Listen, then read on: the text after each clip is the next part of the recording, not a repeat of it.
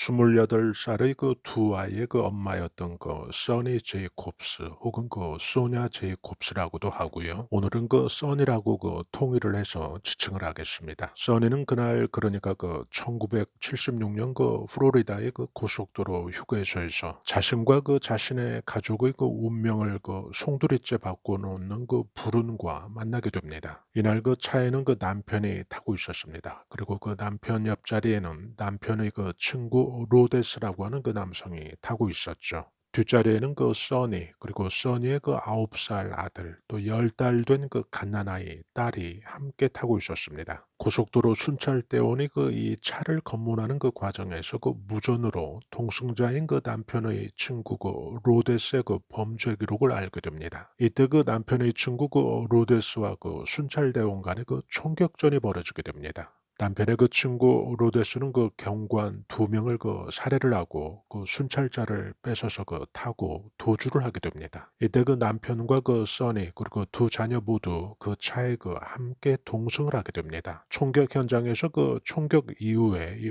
로데스와 함께 그 갈 수밖에 없던 그런 상황이 펼쳐진 겁니다. 그리고 얼마 가지 않아서 그 도주로를 맡고 있던 그 경찰들에게 체포가 됩니다. 이때부터 그 써니 가족의 그 일들이 크게 그 꼬이게 됩니다. 두 명의 그 경관, 그 순찰대원 살인 사건과 그 관련이 된 그 목격자까지 그 두 명이나 있었지만은 일이 그 꼬이려니까 이 로데스가 그 경찰관을 쏜 후에 그 써니 그 남편에게 총을 건네면서 그 운전을 했겠죠. 이때 그 써니 그 남편의 손에서 화약 잔류물이 그 나타날 수밖에 없었습니다.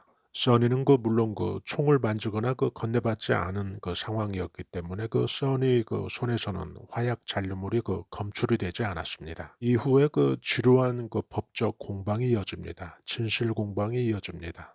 그런데 써니 그 남편은 운이 그 끝내 없었습니다. 사건이 난 후에 그 14년이 지난 그 1990년에 이 남편은 그 사형이 집행이 됩니다. 써니의 그 남편이 그 운이 정말 없었던 그 이유는 형 집행이 그 3년만 더 연장이 되었더라도 그 남편도 그 무죄로 풀려날 수 있었을 것입니다. 써니는 그 사형을 선고받습니다. 그리고 그 후에 그 나중에 종신형으로 그 감형이 됩니다. 그리고 무려 그 17년 동안 그 억울한 옥살이를 하고 나중에 무죄로 그 석방이 되게 됩니다. 지금 보고 계신 그 썸네일의 그 왼쪽 할머니가 바로 써니입니다. 오른쪽 남성은 그 마치 그 써니처럼 이 남성도 그 억울한 누명으로 그 사형을 언도받고 아주 그 오랜 기간 그 수용 생활을 하게 됩니다. 그리고 나중에 그 무죄로 그 판명이 돼서 석방이 되는데요. 써니는 그 같은 처지의 그 남성을 만나게 된 거죠. 둘은 그 동병상련이었겠죠. 두 사람은 그 나중에 그 결혼을 하게 됩니다. 그리고 그 후에 사형제도 그 폐지와 관련된 그런 인권운동을 함께 하게 됩니다. 써니가 그 17년 동안 수감되었던 그 기간에도 그녀에게 그 불운이 멈추지 않았습니다. 왜냐하면 그녀의 그 부모가 그 기간에 그 비행기 사고로 모두 그 죽습니다. 써니는 그 언젠가 그 인터뷰에서 그 두 자녀에 대한 그 미안한 마음과 그 애틋함을 그 각별하게 전한 적이 있었습니다. 수감 기간이 그 어찌 보면 그 10달 된 그 어린 딸 그리고 9살 된 그 아들 모두에게 가장 또 어머니의 그 손길이 필요한 그런 시점인 거잖아요. 그 시간을 그 아이들과 함께하지 못한 그 수레를 밝힌 적이 있었습니다. 남편 친구인 그 로데스 때문에 그야말로 그 한 집안이 풍비박산이 난 사례입니다. 그 후에 그 써니는 진정한 그 용서라는 그 화두에 대해서도 이야기를 한 적이 있었습니다. 자신에게 닥친 이 불운 속에서 만난 그 승화된 자아의 그 발견,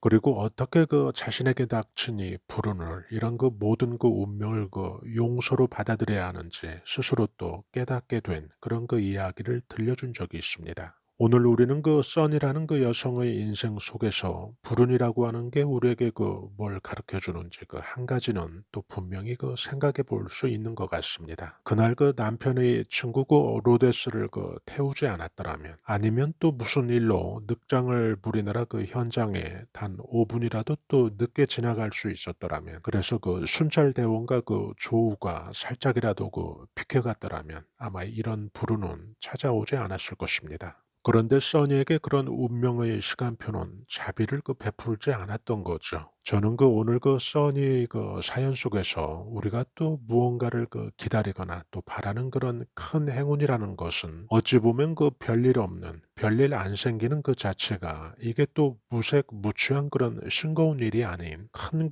축복 같은 행운일 수도 있겠구나라는 그런 생각이 들더라고요. 그건 그렇고 또 우리는 이런 사건에서 작은 풍수적인 응용을 또 놓쳐서는 안 되겠죠. 가끔 여러분들께서 이렇게 해 보시기 바랍니다. 또 아주 좋습니다. 이 빨간 실을 왼손의 팔찌처럼, 물론 또 매일 또 이렇게 할 것까지는 없지만 가끔 이렇게 또 액세서리처럼 왼손에 차 보십시오. 이렇게 되면 또 이게 우리에게 주는 풍수적인 암시가 아주 큽니다. 실이라고 하는 게 사람의 명줄, 수복강령의 수라고 하는 즉 목숨 숫자의 암시가 되거든요. 단지 명줄만 길게 이어지게 만드는 것이 아니라 별일 없이 또 별탈 없이 우리가 또 살게 될 수 있는 그런 풍수적인 암시를 준다는 것입니다. 여기에 또 실의 색이 빨간색으로 또 구비가 된다면 그건 돈복의 암시입니다. 우리가 사는 동안에 재물복을 원 없이 누리면서 또 오랫동안 살게 될 수 있는 팔자로 이끌어줄 풍수적인 암시를 우리에게 준다는 것입니다.